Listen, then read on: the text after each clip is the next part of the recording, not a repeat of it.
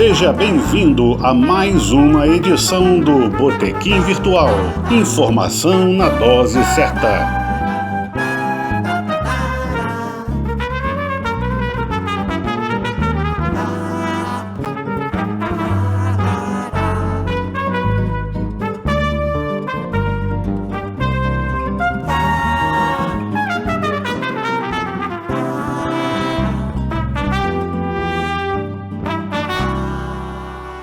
Olá, amigos e amigas do Botequim Virtual. Estamos de volta, iniciando mais uma semana, terminando mais uma semana, já que o programa vai ao ar na sexta-feira, às 13 horas, aproveitando então para reforçar o nosso dia, nosso horário. E estamos recebendo hoje aqui o Cláudio Oliveira, que é economista, é funcionário aposentado da Petrobras e também é dirigente de uma associação de caminhoneiros, que ele vai explicar direitinho detalhes sobre essa associação. Mas a presença dele aqui é muito importante nesse momento em que o presidente Bolsonaro substituiu o presidente da Petrobras, e nessa iniciativa tem vários aspectos, tem reclamações de que não foi feito de uma maneira transparente, tem vários aspectos de governança, mas, por outro lado, a gente sabe que o mercado também foi contrariado, porque por eles o preço da gasolina, do diesel, até do gás de cozinha, tem que ser regulado pelo preço internacional, pelo mercado, sem a menor sensibilidade social e também menor sensibilidade em relação ao desenvolvimento do Brasil. Então, eu vou dar boas-vindas aqui para o Cláudio. Ele é um excelente analista de balanço, ele derruba mitos que foram colocados aí, desde a época do chamado mensalão, depois passando pela Lava Jato, manipulação de balanço para tentar mostrar que a Petrobras estava quebrada, o que é uma falácia na visão do Cláudio, e ele vai mostrar por quê. Então, Cláudio, seja bem-vindo. Eu vou abrir para você chegar aqui no nosso botequim e já passo a bola para depois o Randolfo fazer a primeira pergunta, tá bom? Ok, então. Rogério, muito obrigado. É um prazer estar aqui no Botequim com vocês. Eu tive uma vez aqui, mas acho que foi um momento experimental, né, do Botequim, né? Então, eu tenho muita satisfação. Não foi? Foi, sim. Eu tenho satisfação de estar aqui com você. É um prazer e fico aqui à disposição para responder aí as dúvidas que vocês tiverem, ok? Tá bom, meu amigo. Randolfo, é contigo. Bom, Cláudio, que bom você estar aí. Nós acompanhamos a Petrobras há muito tempo, do tempo da Buenos Aires, né, que não tinha nem um prédio, né, era ali perto da Rio Branco, se não me falha a memória, que era a sede da Petrobras antes de construir o prédio novo. E a Petrobras é uma coisa que enche os olhos da gente, em termos de importância de uma empresa, da postura que ela tem como empresa nacional e estatal. Agora, a gente estava falando antes de você chegar, essa questão da mídia. Existe uma irresponsabilidade muito grande da mídia no tratamento de assuntos como esse. Esse recente caso agora me passou assim uma coisa meio maluca. Você vê os órgãos de imprensa preocupados com o valor de mercado de uma empresa, quanto é que ela está caindo em bolsa. Elas estão muito preocupadas com o valor patrimonial, com o valor produtivo da empresa. Então, é altamente especulativo. Sempre usaram a Petrobras para grandes especulações financeiras. No caso desse último, o Estatuto manda que uma informação como essa é um fato relevante que tem que ser passada por um órgão regulador, que é a Comissão de Valores Mobiliários. Isso não foi feito. Como é que vocês, na Petrobras, ao longo dessa história, veem essa manipulação de dados, como lá no Globo, lá atrás, a TV Globo lá atrás, sempre dizendo que a Petrobras teve prejuízos. E a gente sabe muito bem que, do tempo que a gente tinha no Jornal do Comércio, a relação preço-lucro, a Petrobras estava sempre na linha de frente, naquelas relações das empresas negociadas na Bolsa do Rio. Rodolfo, olha, você está colocando o ponto, né, primordial desse assunto todo, né? Quer dizer, a questão da mídia, né? Afinal de contas, para quem que trabalha essa mídia brasileira, né? Principalmente hoje, né?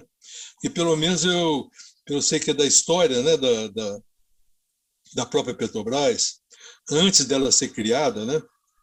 Lá 1930, 1940, tá certo? Havia muita discussão sobre se criava ou não a Petrobras. Já naquela época, existiam aquele que eles chamavam os entreguistas, né? Tinha uma parte da imprensa que não aceitava de jeito nenhum a criação da Petrobras. Eles trabalhavam, né, sempre colocando a posição de que o Brasil não precisava criar uma petroleira, tá certo? Já que tinha a Standard Oil, estava lá se oferecendo para botar refinarias aqui no Brasil, etc. E tal. Mas tinha um grupo, tá certo, da imprensa, forte também, e que trabalhava a favor do Brasil, a favor do povo brasileiro, etc. E tal, né? Isso na época da criação da Petrobras, quando o general Otto Barbosa fazia o seu discurso lá no Clube Militar em defesa da criação da Petrobras. E existia um outro general, que eu não me recordo o nome dele, né, que fazia oposição. Ele dizia, olha, nós não vamos ter tecnologia para desenvolver isso, não vai ter como fazer. E o Otto Barbosa falava, não, nós vamos encontrar tecnologia, vamos fazer, e esse negócio ele é autossuficiente, ele se toca sozinho. E o Otto Barbosa, com a experiência dele, porque ele foi o primeiro presidente do Conselho Nacional do Petróleo, que foi criado em 1938, né? Ele conhecia essa situação, né? E ele, para mim, ele deveria, inclusive, nós deveríamos, da Petrobras, né, dar ele o título de patrono da Petrobras, esse Horta Barbosa, sabe? Mas, naquela época, existia uma parte da imprensa ainda que defendia o Brasil, sabe? Hoje não existe mais, a não ser alguma imprensa alternativa, porque a grande imprensa está toda na mão do capital estrangeiro, não tem jeito, você não adianta para onde correr, tá certo? Então, no caso do pré-sal brasileiro, que o problema todo, a Petrobras via muito bem até descobrir o pré-sal, você imagina. Quando você descobre uma mina de ouro, você há de prever que agora sim, agora é a nossa oportunidade, né? Agora que nós vamos encontrar a solução, agora nós vamos para frente. Não, aí eles torcem tudo, invertem tudo. Quer dizer, aquilo que era o fator da gente estar vibrando, né, passa a ser tudo negativo, eles chamam tudo, invertem tudo, inventam mentiras, fazem tudo. Quer dizer, o pré-sal foi descoberto em 2006, né? Em 2008, o Carlos Alberto Sadenberg escreveu um artigo dizendo que o pré-sal só existia na cabeça do governo. Esse negócio de pré-sal não existia, não. Esse negócio já tinha sido visto pelo mundo todo aí, que lá embaixo daquele sal não tem petróleo nenhum. Isso é toda mentira, é invenção. Mas daí, como constataram que tinha mesmo, né? Aí a Miriam Leitão disse, olha, tem o petróleo sim, mas a Petrobras não tem capacidade tecnológica para retirar petróleo nessas profundidades.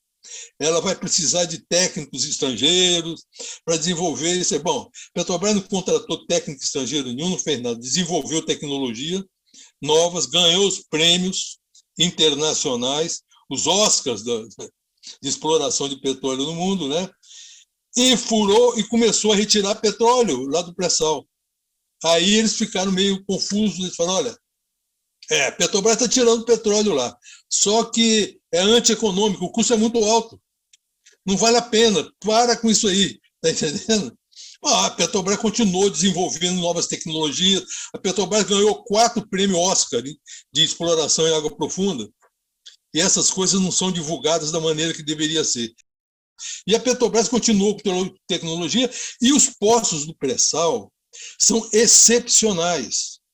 Eles têm uma produtividade enorme, maior do que os poços lá da Arábia Saudita, lá em terra. Os poços da Petrobras, cada poço produz, em média, 35 mil barris, de 35 a 40 mil barris por dia. Então, quando você vê uma plataforma dessa que é lançada aí para ela no mar, cada plataforma dessa fica ligada a mais ou menos uns 8 poços. Entendeu? Então, a produtividade é enorme. Então, com essa produtividade enorme, o custo despenca.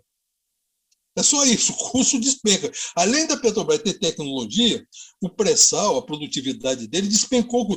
Aí, seu Carlos Alberto Sadenberg e dona Miriam Leitão ficaram meio perdidos. Pô, agora o discurso despencou, e agora? Isso já estava no final de 2015, né? Eles aproveitaram que em 2015 teve uma variação cambial muito grande. O dólar ele começou valendo 2,60, terminou em quase 4, né? Como boa parcela da dívida da Petrobras, né? Em moeda estrangeira, a dívida em real ela subiu, né? Subiu bastante, subiu muito, né? Então eles aproveitaram isso aí e falaram: a Petrobras está quebrada. Tem uma dívida impagável, a maior dívida do mundo, tá entendendo? E não mostraram número nenhum, não fizeram detalhes, simplesmente espalharam a notícia, todo mundo assumiu aquilo como se fosse verdadeiro, todo mundo, a população brasileira, os políticos, todo mundo assumiu isso como sendo verdade, sem ver nenhum número. Você quer saber se a empresa tem problema financeiro? Você tem de fazer, você tem de olhar os balanços dela que estão publicados, né? Os balanços da Petrobras são padronizados, auditados por empresas internacionais, e estão todos publicados lá no site da empresa. É só entrar lá, né? Você vai verificar se teve perda, se tinha capacidade de pagar, se não tinha. Está tudo escrito lá, ué. Para quem entende de balanço, é só chegar lá e ver. Está entendendo? Na verdade, a situação da Petrobras sempre foi excepcional e nunca deixou de ser. Mas a mentira da dona Miriam Leitão e seu Carlos Alberto Sardenberg prevaleceram. Eu já tive aí no Rio de Janeiro, em audiência pública, em CPI da Petrobras, que o Paulo Ramos, o deputado Paulo Ramos, me convidou para ir lá falar. Eu fui lá falar sobre isso e falei com ele: olha, deputado, eu venho aqui para a CPI, que eu não acredito muito em CPI, mas desde que você me prometa uma coisa, eu vou falar, mas eu quero que o senhor chame aqui dona Miriam Leitão e seu Carlos Alberto Sardenberg, para eles falarem na minha frente que a Petrobras estava quebrada. Onde é que a Petrobras estava quebrada? E ele fez isso. Ele não convidou, ele convocou a Miriam Leitão e o Carlos Alberto Sardenberg para ir lá. E sabe o que eles fizeram? Eles obtiveram liminares na justiça para não ir. Está entendendo? E continuaram falando que a empresa estava quebrada. Pô. E aí, como é que a gente faz? Não adianta eu escrever artigo no site da IPET, da Associação dos Engenheiros, que eu sou diretor da Associação dos Engenheiros também.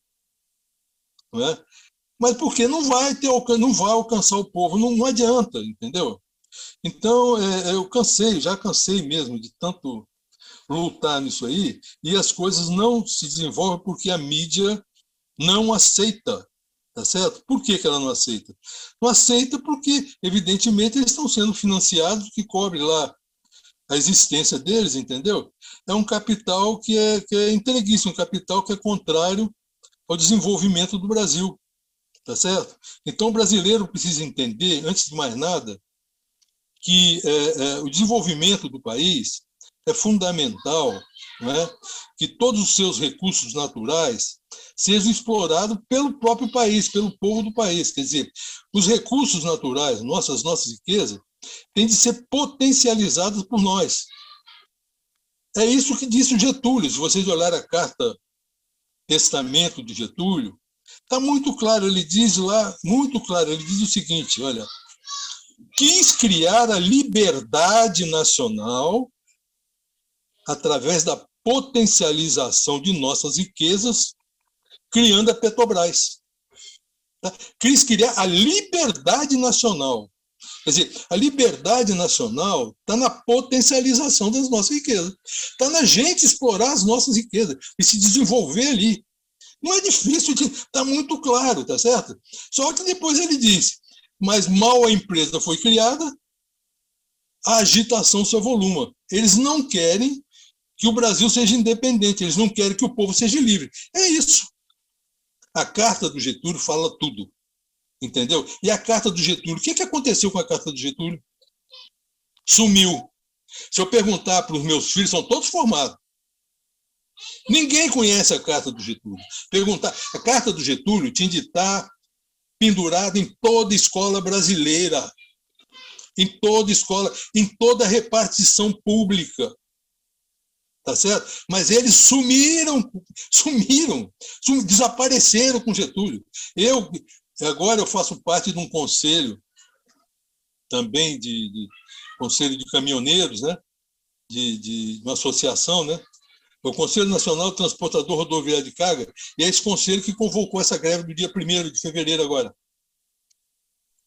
que colaborou com essa agitação toda que deu lá na Petrobras, entendeu? E quando eu fui na reunião lá com eles, eu levei cópia das cartas do Getúlio, banners, pendurei lá e perguntei se alguém conhecia aquilo. Ninguém conhecia aquilo. Cláudio, tem uma outra coisa também, que o Randolfo pergunta para você, ele teve que nos deixar, que o general Geisel já foi presidente da Petrobras e que agora o Bolsonaro está nomeando um outro general para a presidência da empresa. Qual a sua expectativa em relação a isso? Pois é, o general Geisel foi presidente da Petrobras e, te digo, um excepcional presidente, né, da Petrobras e presidente da República, que trabalhou, um dos poucos brasileiros, né, dirigentes brasileiros, né, que trabalharam pelo desenvolvimento do Brasil, do povo brasileiro, né. Para mim, aqueles que desenvolveram o Brasil entre 1930 e 1980, foi o país que mais se desenvolveu industrialmente no mundo. Em 1980, a indústria brasileira produzia mais do que a indústria da China e da Coreia juntos. E esse resultado foi obtido principalmente, no meu modo de ver, pode ter opiniões diferentes, né?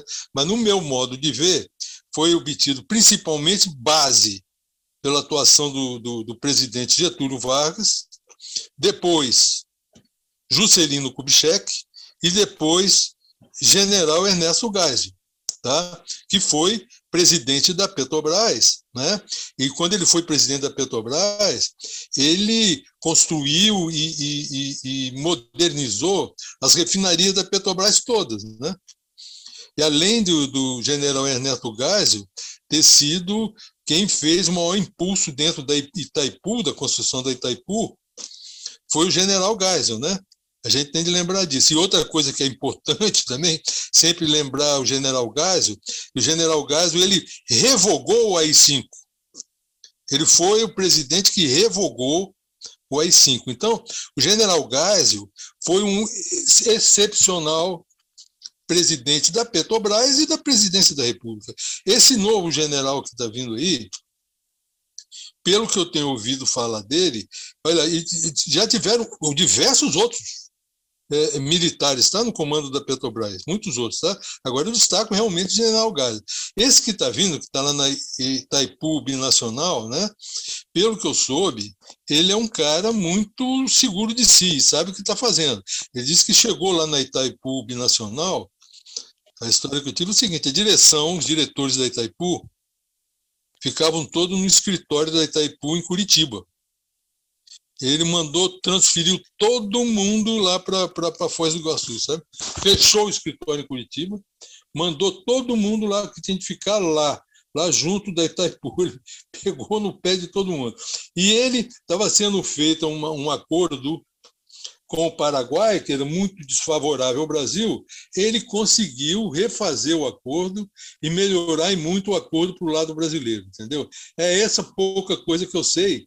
E da opinião que ele já falou, já externou aí na imprensa, né, de que a Petrobras, vocês devem ter visto aí, né, que a Petrobras, sim, deve procurar atender os seus acionistas, né, mas tem também a obrigação de atender o povo brasileiro. Isso ele foi bem claro, né, e eu entendi o recado dele. Agora, tem gente que pode não entender. Eu entendi muito bem como estou entendendo essa intervenção que o presidente Bolsonaro está fazendo, né? Em que ele praticamente está desmoralizando a atual administração lá da Petrobras, que estava lá, ele mesmo era o comandante lá, mas o tal do seu Castelo Branco fez tantos absurdos, né, que parece que chegou no conhecimento dele, né? E ele hoje ele nem fala mais em Castelo, ele fala aquele cara que estava lá, é esse que o Bolsonaro, aquele cara que estava lá não tinha um pingo de interesse em defesa do Brasil e tal, tal. Vocês ouviram ele falando, né? E o mais importante que eu ouvi ele falando e que me deixou muito feliz, muito satisfeito, é que ele disse o seguinte: A política de preço da Petrobras atual foi feita para atender determinados grupos. Então, parece que ele resolveu botar o dedo na ferida principal, porque quando se fala em determinados grupos, o que está se falando aí é da nossa amiga Royal Dutch Shell, que é essa que é a grande beneficiária dessa política de preço da Petrobras e de muita coisa que vem acontecendo nessa destruição da Petrobras, né, em busca que eles estão de ficarem donos, assumir o lugar da Petrobras no Brasil e, inclusive, ficarem donos do pré-sal brasileiro. Exato, então, Cláudio. A gente não pode deixar de falar nesse encontro aqui sobre essa política de preços, fundamental para que as pessoas entendam, né? E sobre o balanço da Petrobras, que você é um grande analista e através dele é que você mostra tantas falácias, né, que têm sido emitidas aí pela mídia em torno da Petrobras. Mas fala para a gente, por favor, da EPET, que está completando 60 anos, e da sua associação lá de caminhoneiros, né? Ah, tá. Bom, primeiro é o seguinte, eu tenho de explicar para vocês que eu sou meio fora da curva, né? Fora das regras, tá entendendo? Eu sou um economista, né? Mas eu comecei a escrever aqui do Espírito Santo alguns artigos sobre a Petrobras, sobre as palhaçadas, coisas, os erros que o pessoal falava, né? E esses meus artigos foram lá para o Rio de Janeiro, alguns blogs começaram a publicar, até que alguém lá da IPET entrou em contato, conseguiram lá, me perguntaram, estão querendo entrar em contato, falei, pode botar em contato. E comecei a publicar artigos lá no site da IPET, tá? Mesmo sem conhecer ninguém, eles publicavam lá. E os meus artigos parece que deram muito bom resultado. Eles evoluíram muito, até que um dia eu recebi um telefonema, isso foi em meados de 2017, né, do presidente da IPET, o Felipe Coutinho, dizendo que a diretoria tinha aprovado e me concedeu o título de sócio honorário da IPET. Tá? E eu, com muita honra, evidentemente, recebi, porque eu vi depois que esse título, a IPET está completando 60 anos, como o Rogério falou, né? Até hoje, esse título só foi dado para 4 pessoas, né? E eu fui uma, então fiquei muito honrado com isso. E continuei escrevendo na IPET, escrevendo muito, né? Bastante, né? E no ano passado, eu fui convidado também para participar da chapa para a diretoria da IPET, e a chapa foi vencedora, e agora eu passei a ser diretor da IPET também. Tá? E a IPET é uma instituição que está falando de 60 anos de idade, né? E o que, se vocês olharem lá, o estatuto da IPET diz que um dos objetivos da IPET é que o petróleo, né, seja um monopólio brasileiro e administrado pela Petrobras. Tá certo? Esse é um dos objetivos principais que está lá no estatuto da IPET, e por isso que o pessoal todo briga durante esses anos todos, vem lutando, né, em defesa da Petrobras e do Brasil. E uma das coisas que também está lá no estatuto da Petrobras é isso, é a defesa do desenvolvimento brasileiro. Né? Então, é isso que a gente faz muito.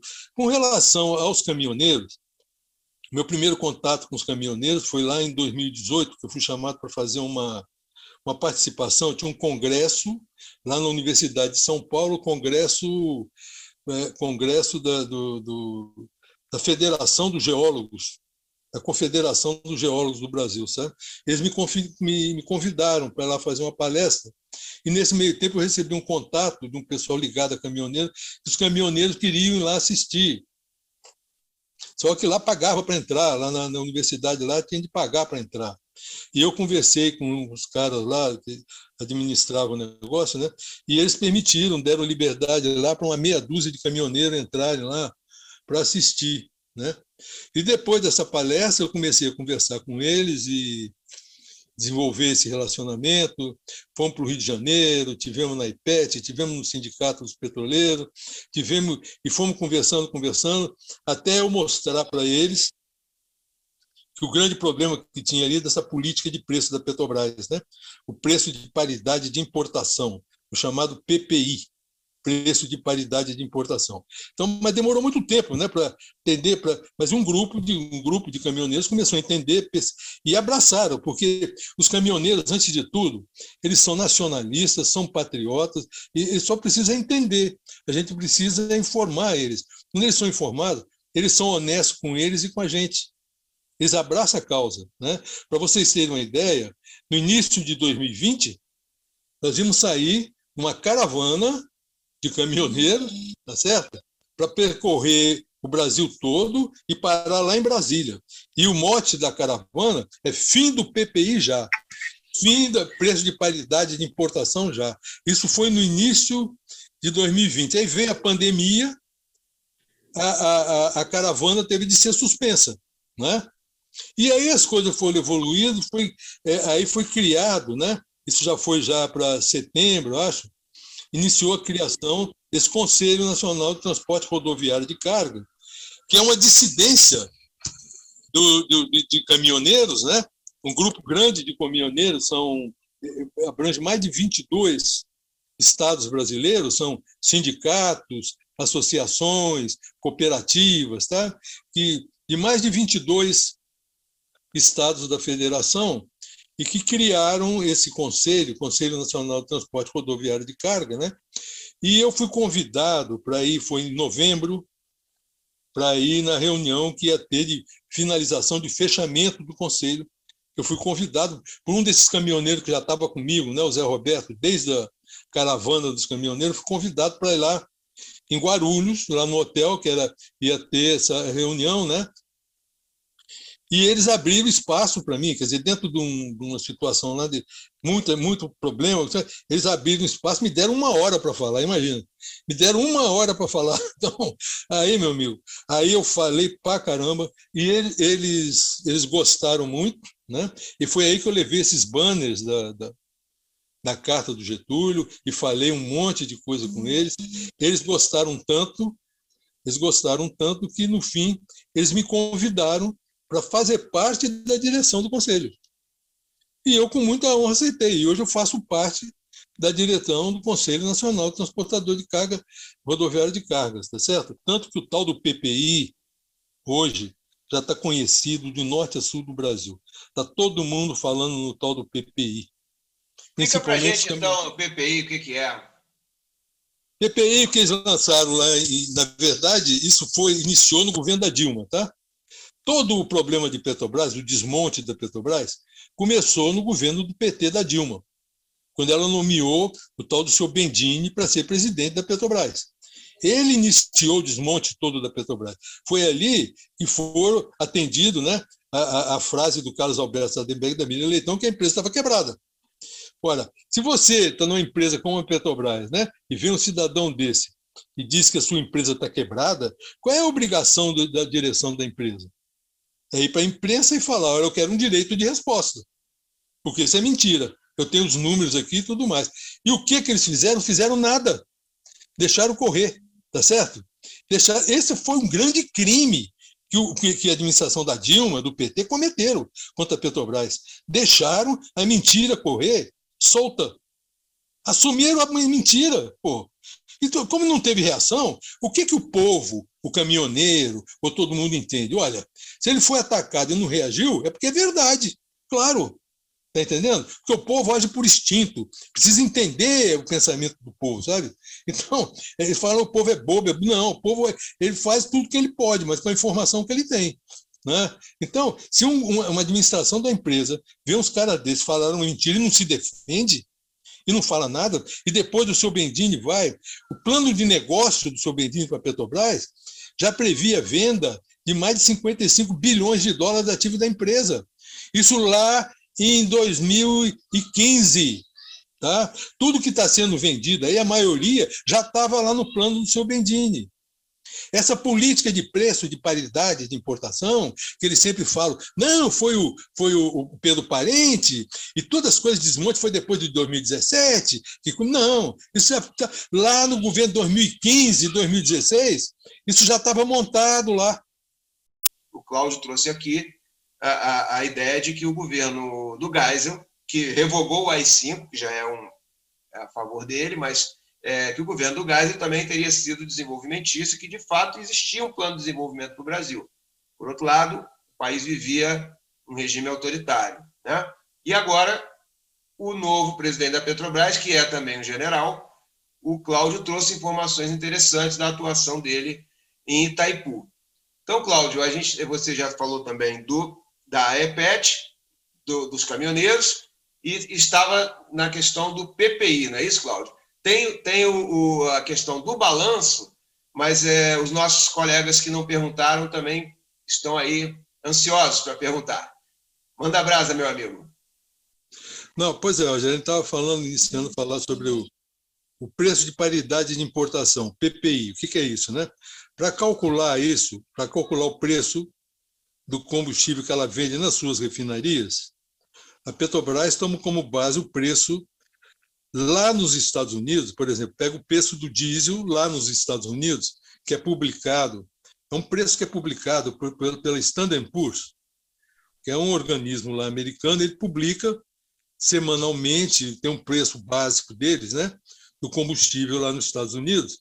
Eles pegam esse preço básico, soma o custo do frete até o Brasil, soma o custo de internação no mercado brasileiro, os gastos portuários, alfandegários, soma o custo de transporte até a refinaria, coloca ainda em cima disso um seguro para garantir a variação de preço do produto, variação cambial nesse período, e ainda soma um lucro em cima disso.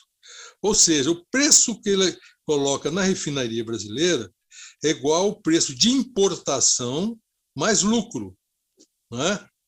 Isso é um absurdo, porque nenhuma empresa do mundo faz um tipo de precificação essa, né? Porque isso é se auto-prejudicar. Por exemplo, no caso da Petrobras, quando ela passou a adotar esse tipo de preço, assim, de maneira sistêmica, né? É a mesma coisa que chamar todos os importadores, pode entrar e tomar o meu mercado. E é isso que aconteceu, quer dizer, tomaram cerca de 30% do mercado da Petrobras, principalmente com produtos vindos das refinarias americanas, né? Porque o preço ficava tão alto que possibilitava eles entrarem aqui e tomar o mercado da Petrobras. Se você olha empresas, por exemplo, como a Vale, ela utiliza o preço internacional no minério dela, mas é o chamado preço de paridade de exportação. Então, o que a Petrobras usa é preço de paridade de importação. A Vale usa preço de paridade de exportação, que é o preço internacional mais FOB aqui no porto brasileiro, sem considerar esses gastos de trazer, de importação, né? É o preço FOB aqui. Se a Vale fizesse a mesma coisa que a Petrobras, colocasse esse mesmo tipo de preço, a concorrente dela, grande concorrente, que é a australiana, lá, BHP, ia colocar minério aqui nas siderúrgicas do Brasil, né? No lugar da Vale, ia concorrer com a Vale aqui, tá certo? A Vale é um monopólio de minério aqui no Brasil. Não é? Por que está todo mundo gritando com a Petrobras? Petrobras, é o minério, é um monopólio do não sei o quê. A Vale é monopólio do minério também. E daí? Tem alguém reclamando? Ou não? Ah, não, porque a Vale já está na mão do capital estrangeiro. Então ninguém reclama, né? As siderúrgicas brasileiras fazem a mesma coisa. Eles colocam o preço aqui no limite para não permitir que ninguém exporte para cá. A não ser que sejam aços especiais, que eles não produzam aqui, eles deixam entrar. Senão, não deixa entrar. A regra no mundo é assim. Agora, a Petrobras resolveu, né, de livre e espontânea vontade, entregar o seu mercado para os concorrentes. E ninguém falou nada, e a mídia não falou nada, e ninguém discutiu o assunto. E sabe por que não discutiram? Porque, como todo mundo sabe, a Petrobras estava quebrada. A Petrobras quebrada, como empresa quebrada, ela não pode investir, né? A empresa quebrada não investe, tá certo? Como empresa quebrada, ela tem de reduzir a sua dívida. O que ela faz para reduzir a sua dívida? Ela vende os seus ativos para reduzir a dívida. É lógico, a empresa quebrada, tá certo? E aí faz um plano de precificação que vai trazer um grande retorno e tirar o prejuízo que ela deu, quando foi dado o benefício lá atrás. Quer dizer, o benefício que foi dado foi dado para o povo brasileiro, não foi dado para mais ninguém que o povo brasileiro. Então, não, mas aquilo não podia dar, porque o mercado se aborreceu, porque está dando benefício para o povo brasileiro. Mas aquele benefício que foi dado lá atrás, né, o que eles chamam de subsídio, que o Castelo Branco disse que deu um prejuízo de 40 bilhões para a Petrobras, mas sem apresentar memória de cálculo disso aí, porque não existe. Não existe, isso é uma mentira, está entendendo? Então, tem 40 bilhões, deve estar na cabeça da Miriam Leitão, não existe. Tá? Então, ele fala, não, deu. Aí quando você olha os números da Petrobras, você vai ver que exatamente naquele período que dizia que era de subsídio, 2011, 2012, 2013, foi que a Petrobras teve os maiores lucros dela, as maiores gerações de caixa, tá certo? As maiores liquidez corrente, onde a situação financeira da empresa era a melhor possível. Eu nem falo em lucro, teve lucro os períodos todos, tá? Mas lucro a pessoa pode questionar, chegar e falar, não, mas isso aí pode ter tido algum ajuste contábil, ter feito alguma provisão. Não, fala em geração de caixa. Isso aí não tem jeito. É aquilo que está no bolso, que entrou no bolso. Está entendendo? Então, se a gente comparar, por exemplo, que eu já levantei em artigos que eu escrevi aí, né? Eu botei a geração de caixa de 2010, 2011, 2012, 2013. Que era exatamente quando tinha corrupção, que quebrou. Teve gente que fala, a corrupção quebrou a Petrobras. A corrupção não fez nem cócega na Petrobras. O efeito da Lava Jato não fez nem cócega na Petrobras. Tá certo? Não afetou em nada. Tá? Mas tudo bem, teve corrupção, roubaram, prende os caras que roubaram, ué. Mas deixa a empresa se desenvolver, porque a empresa é a base do desenvolvimento brasileiro, essa empresa, essa Petrobras. E eles estão amarrando exatamente para o Brasil não poder crescer. Tá? Então, voltando aqui ao assunto, né, da política de preço, foi dado subsídio lá atrás, você pega a geração de caixa 2011, 2012, 2013 e compara com a geração de caixa 2016, 2017, 2018, que é com a nova política de preço. Você vai ver que a geração de caixa lá era muito maior do que a soma, do que a geração de caixa agora com a nova política, tá certo? Então, o que acontece? Com aquele subsídio, a Petrobras tinha uma geração de caixa maior e nós pagávamos o combustível abaixo do preço de mercado. O Brasil tinha um combustível abaixo do preço do mercado, então ele era mais competitivo. Por isso, naquele período lá, não só por isso, mas porque a Petrobras fazia grandes investimentos, o governo brasileiro nunca teve déficit. Entendeu? Déficit nunca teve, sempre foi superávit. Nunca é déficit primário. Hoje você só fala em déficit, o déficit é tanto. Naquela época era só superávit. Porque a Petrobras investia 50 bilhões de dólares por ano. Então só tinha superávit. A relação do Brasil dívida-PIB, naquela época lá de investimento, exatamente nessa que eles dizem que não, estava quebrada. Naquela época, a relação dívida-PIB do Brasil é sempre abaixo de 60%. Não vou nem falar em pandemia de 2020, não. Pega 2016, 17, 18, você vai ver que essa relação já foi para 80%, 90% por conta entendeu? E Petrobras não investe mais, não tem emprego, não tem investimento, não tem crescimento de PIB. Não adianta vir conversa, vai decolar quando? Nunca. Não tem investimento, entendeu? Me falando, vai decolar, vai ser em V, vai ser... Não existe. Sem investimento, não tem crescimento de PIB. E a grande locomotiva desse país é a Petrobras. Então, inventaram essa mentira. Então, quando você compara os resultados de quando ela estava fazendo o subsídio com o que vê agora, você vê claramente a diferença de uma coisa para outra. Né? Amanhã deve sair o resultado da Petrobras de 2020. E nós vamos ver, né, a destruição, a degradação que chegou a essa empresa. Né? Porque eu acredito que a receita da Petrobras, por exemplo, em 2020, né, pode se passar, sei lá, não chega a 80 bilhões de dólares. Tá? Se você pegar a receita da Petrobras em 2014, era de mais de 170 bilhões de dólares. Essa é a diferença de uma empresa para outra. Uma empresa com 170 bilhões de dólares de receita para uma empresa com menos de 80 bilhões de dólares de receita. Essa é a diferença da história de uma para outra, entendeu? Por isso que outro dia eu escrevi um artigo dizendo que a Petrobras hoje é mais endividada do que era lá atrás. Apesar dela reduzir dívida e não sei o quê, e toda a dívida que foi reduzida não foi por venda de ativo. Os ativos estão sendo vendidos para pagar dividendo. E isso é mais um crime desse seu Castelo Branco, que está aí na cara de todo mundo, e ninguém fala. E não adianta eu ficar falando, ficar berrando, porque ninguém fala, não adianta, não vai para frente, né?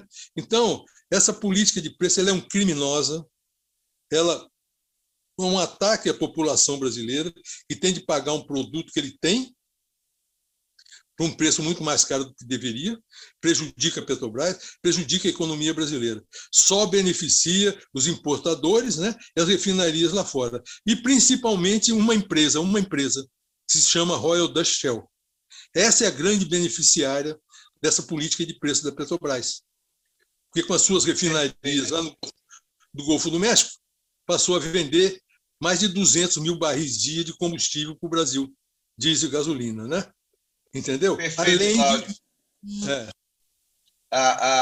Pelo que nós estamos entendendo, então, né, o que gerava caixa para a Petrobras foi vendido para pagar dividendos a acionistas e a Petrobras está ficando praticamente restrita à exploração do petróleo, que ela tem a tecnologia, e quando ela encontra o petróleo, esse petróleo vai ser leiloado, aí ela vai ter que entrar na concorrência, né, pelo próprio petróleo que ela mesma descobriu.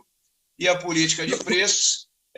nós aqui que não temos nada a ver com a OPEP, com o Trump, vamos ter que pagar um preço que está sujeito às oscilações da geopolítica mundial, né? E o Cláudio disse também que, no tempo da corrupção e do subsídio, a Petrobras não só lucrava mais, arrecadava mais, como o país também era beneficiado com os investimentos da Petrobras. Se não me engano, parece que a Petrobras responde por 10% do PIB, respondia antigamente.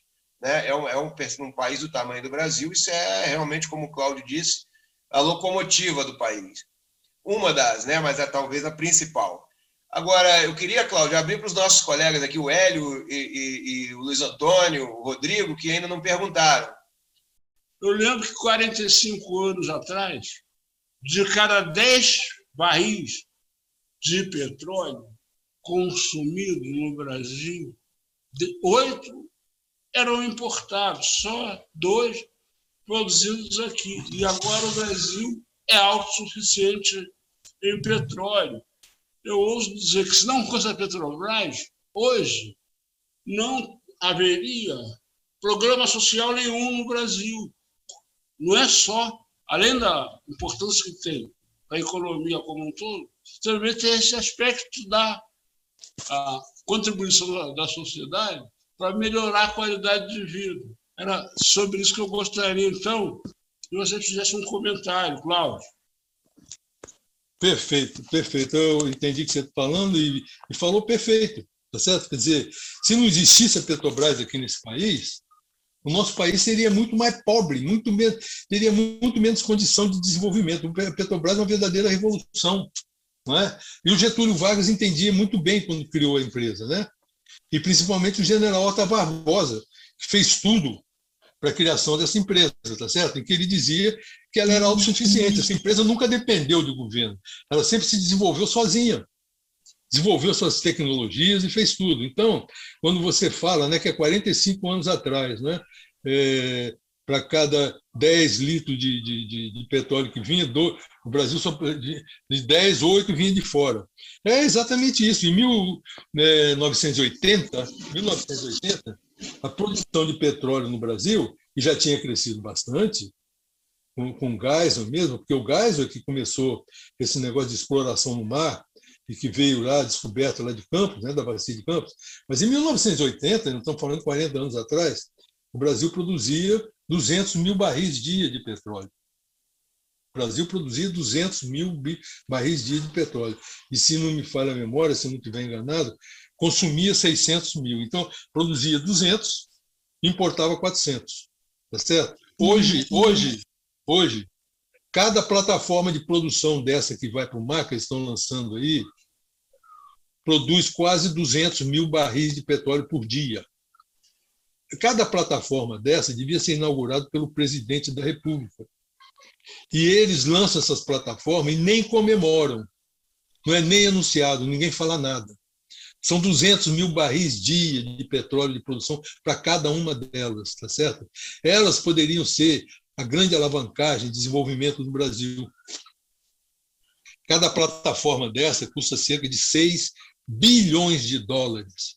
É a hora de desenvolver a indústria brasileira em cima disso, com conteúdo local, que é como a Arábia Saudita está fazendo. A Arábia Saudita quer aumentar o conteúdo local, a Arábia Saudita quer aumentar o conteúdo local dela de 50% para 70%. Estão certíssimos os árabes, entendeu? Nós é que estamos errados, mandando fazer plataforma na China. Ora, se descobriram corrupção, que estão fazendo, prende os caras, mas joga a sujeira fora, mas não joga a criança. Pelo amor de Deus, a criança tem de ficar. E a Petrobras tem de estar investindo. Tinha de estar investindo, entendeu? E ela parou de investir para pagar dividendo. O negócio que está aí na mão desses caras, que eles herdaram, eles estão surfando na onda que outros provocaram. Eles, como ele fala, é engenheiro de obra pronta. Está entendendo? O negócio que eles têm na mão é fantástico. Claro que vai dar lucro. Claro que vai dar lucro. Você com a empresa produzindo, que logo ela vai estar produzindo 5 milhões de barris dia de petróleo, que empresa que dá prejuízo com um negócio desse? Já viu o negócio de petróleo dá prejuízo? Ele pode vender óleo puro e vai dar muito lucro. E esse muito lucro é função de quê? É função de que descobriram um pré-sal, que eles não têm nada a ver com isso. Na verdade, esse povo não tem nada a ver com isso. Descobriram um pré-sal. Depois, de 2009 a 2014, a Petrobras investiu cerca de 50 bilhões de dólares por ano. 50 bilhões de dólares por ano para desenvolver o pré-sal, para programar essas plataformas todas. Esse negócio todo que está entrando, isso foi contratado lá 10 anos atrás. O projeto na área de petróleo, para maturar, ele demora muito. É 8, 10 anos, entendeu? Então, o que está entrando agora é coisa que iniciou lá em 2010, 2011. São os investimentos que foram feitos lá atrás. E esses caras que estão aí não tem nada a ver com isso.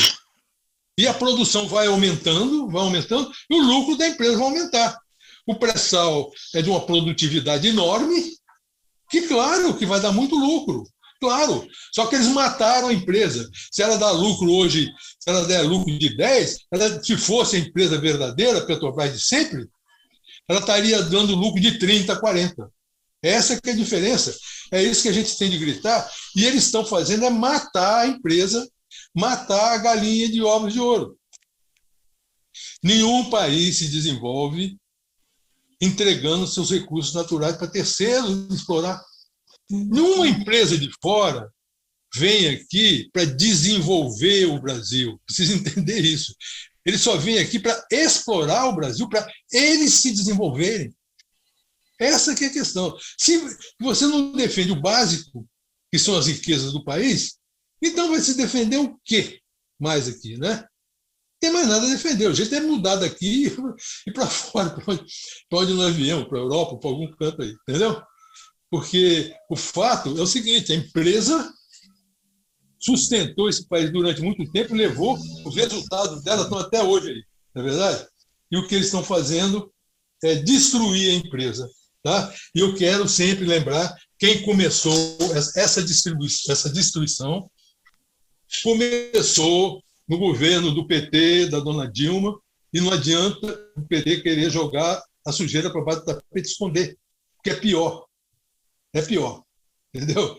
Eles têm de erramos e vamos tentar corrigir. É isso que tem de fazer. E não ficar tentando esconder o que não dá para esconder. Porque os números estão lá para todo mundo ver. Só para chegar lá qualquer dia.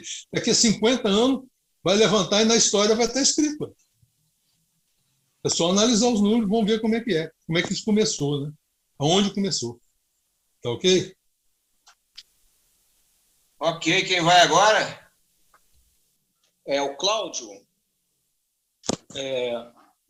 Quanto essa cadeia do petróleo, digamos assim, há toda uma... E pensando no lado de fato, da população, do emprego, há toda uma cadeia ali envolvendo, ou seja, que são as plataformas, são os navio, plataforma, a cadeia produtiva, que foi uma das promessas de governo do PT cumprida de nacionalizar o máximo possível essa cadeia. Me lembra que, na época, o exemplo citado foram as plataformas, eram feitas na Coreia do Sul e passariam a ser feitas no Brasil, gerando todo um emprego, um ganho aqui para o país, como de fato aconteceu. Por algumas questões, explicitamente de governo, os governos atuais parecem não priorizar essa mão de obra nacional. Além da Petrobras, ela ter vários satélites nacionais que desenvolvam o emprego, a tecnologia, a economia e a população. O senhor, como especialista, digamos que esses satélites hoje estejam desligados. Caso haja uma mudança de governo, um governo volte a ter essa visão de religar esses satélites, essa cadeia nacional. O senhor estima em quanto tempo essa retomada de ter uma indústria metalúrgica, naval, essa indústria? E ainda dentro da mesma pergunta, quanto de fato foi desligado dessa indústria ali, satélite à Petrobras?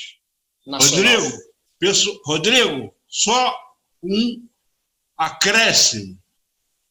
Você falou que a Petrobras fazia muitas encomendas aqui mesmo no Brasil. E essas encomendas, elas tinham uma coisa chamada conteúdo local. Entendeu? Os fornecedores obedeciam a um percentual de conteúdo local. Era só esse acréscimo que eu gostaria de fazer, Rodrigo, pessoal. Tudo bem, eu entendi aí que o Rodrigo está perguntando. É o seguinte, Rodrigo, eu acho que, mudando a filosofia, o resultado disso, o efeito disso é muito rápido, entendeu? É só iniciar, porque o Brasil tem estrutura para atender. É isso que me irrita, entendeu?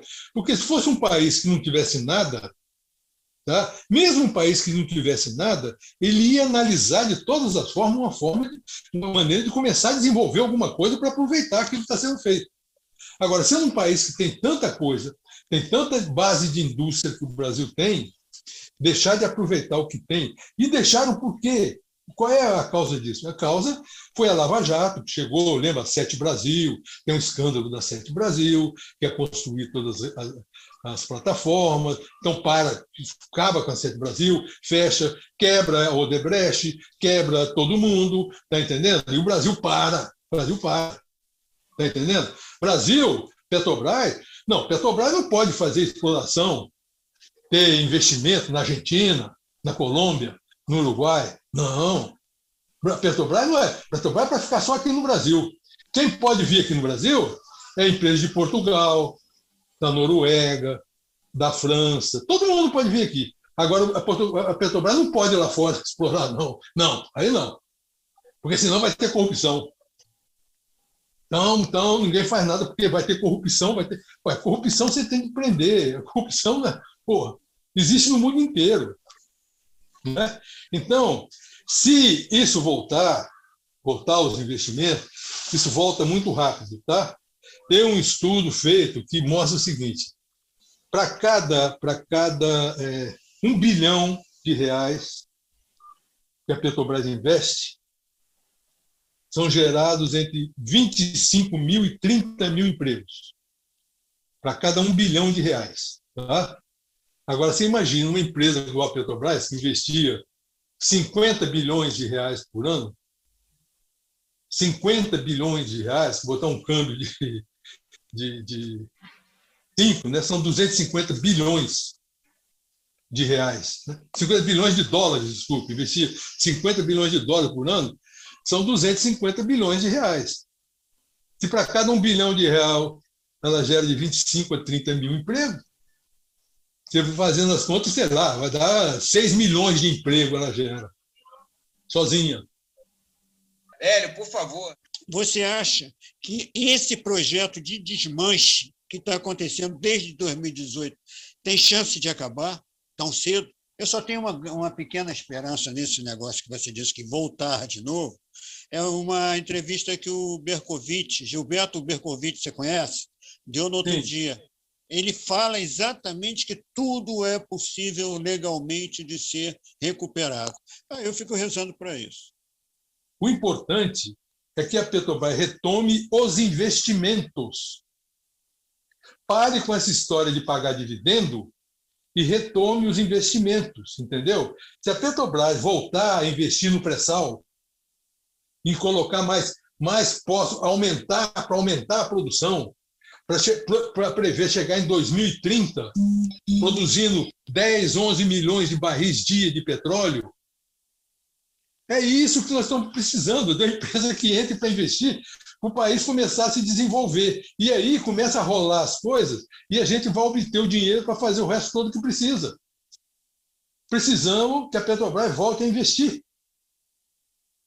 E a Petrobras está parada. Eles pararam os investimentos para gerar caixa para pagar dividendo. Tá? Justifica. Não vamos investir porque precisamos reduzir a dívida. É tudo mentira. A geração de caixa da Petrobras é suficiente para cobrir dívida, para reduzir dívida, fazer o que quiser. O que não dá é o último plano de negócio, 2021, 2025, tem 35 bilhões de dólares de pagamento de dividendo. E como é que eles vão pagar esse dividendo? Vendendo 35 bilhões de dólares de ativo da empresa. E investindo menos de 10 bilhões por ano, que é o mínimo que a Petrobras permite. Entendeu? Esse quadro que tem que mudar. Perfeitamente, Cláudio. Eu aproveito para agradecer muito a sua entrevista. Espero que volte várias vezes, porque é um assunto riquíssimo. Eu agradeço principalmente aos ouvintes e lembro que clicando lá no nosso canal do YouTube, Botequim Virtual 2020, vocês estarão sempre informados das nossas novas entrevistas. Esta foi mais uma edição do Botequim Virtual. Informação na dose certa. Até a próxima.